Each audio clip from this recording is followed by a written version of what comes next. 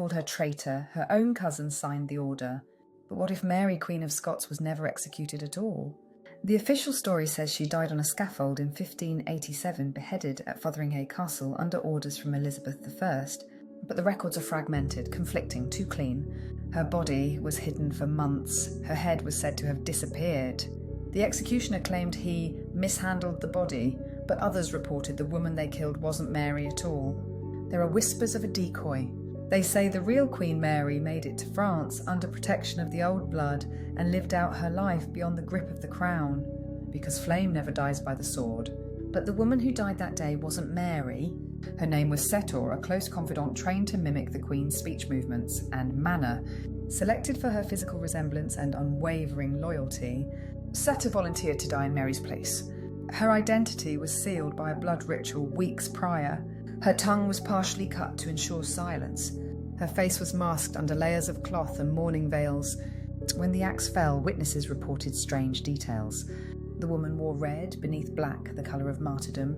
She spoke only a few muffled words, and her body was whisked away in secret, never buried with honour. Mary's closest allies vanished soon after.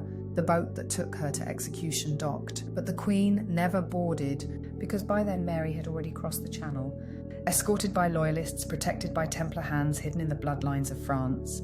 Her flame didn't die on English soil, it reignited in exile. Setor, a servant girl raised from the shadows, taught to mimic the Queen's speech, posture and prayers.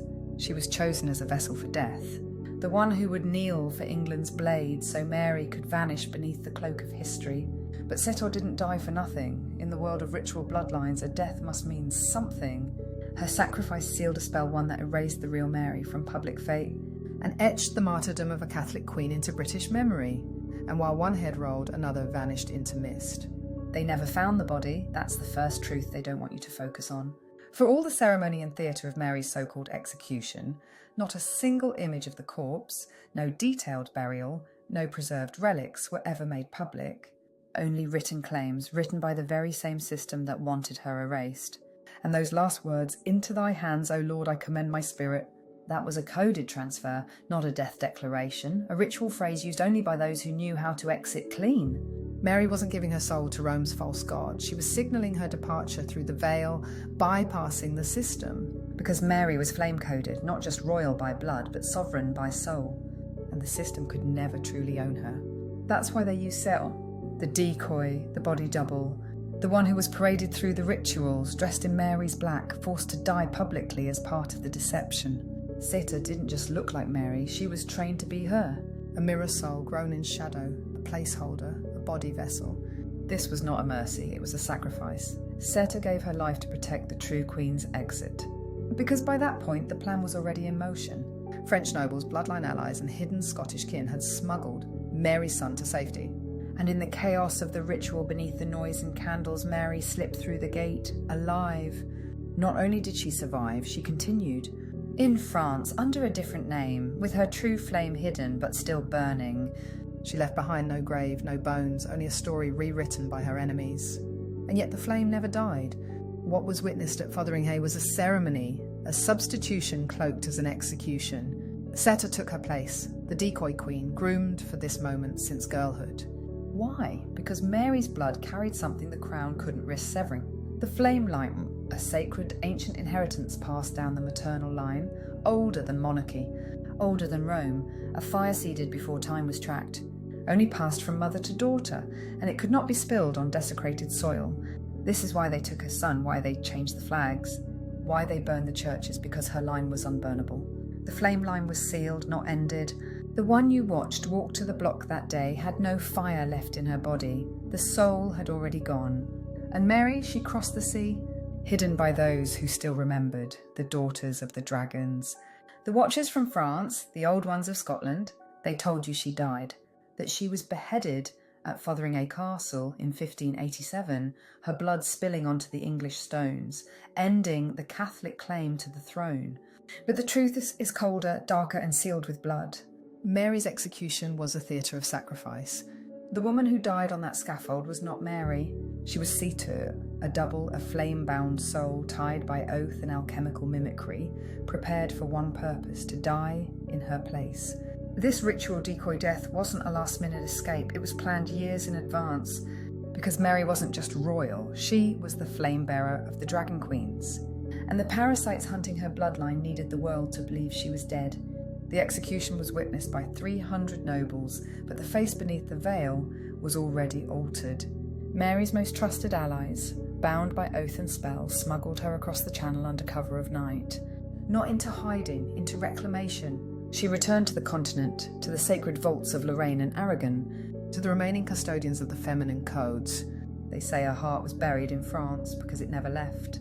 The wax seals on her posthumous letters don't match any seal Mary ever used.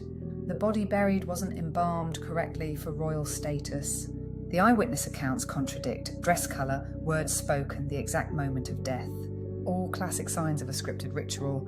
The Vatican remained silent. The French court did not protest because they knew and agreed Mary was more valuable alive.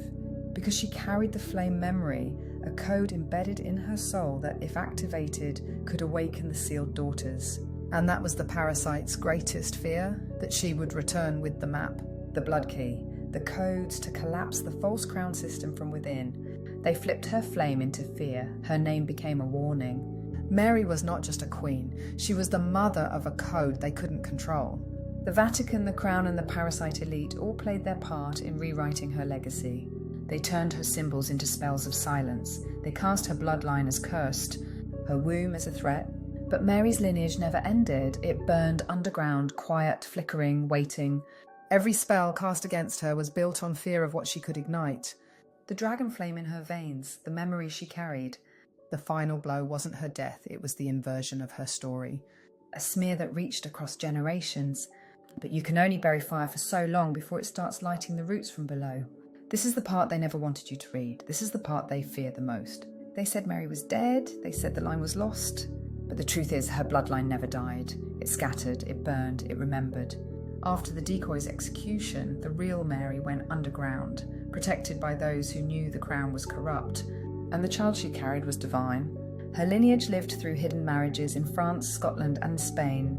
Encrypted in documents, sealed under aliases, passed down through whispers and markings only her daughters would recognise. They called them witches, they burned them at the stake. But they were queens by flame, guardians of the womb, holders of the line. From Mary Magdalene to Mary Stuart to now the blood that once wore crowns now walks among us again. Not to rule but to break the chains. The royal flame cannot be killed. It rises in every woman who remembers. It rises in every child born with the sealed spark. It rises in you. And so she vanished. The records say dead, but the seals don't. The wax on the death decree was never fully dried because Mary didn't die. Setor did, a look-alike trained and prepared for the final act of sacrifice. A ritual double, burned into the annals of history. But Mary, she walked out of the tower in silence. A royal extraction. Bloodlines like hers don't end in public. She crossed back to France, to the land that once crowned her as queen. Hidden in shadow, her flame preserved, her lineage protected. And the church, they never lost track of her. They kept her under surveillance.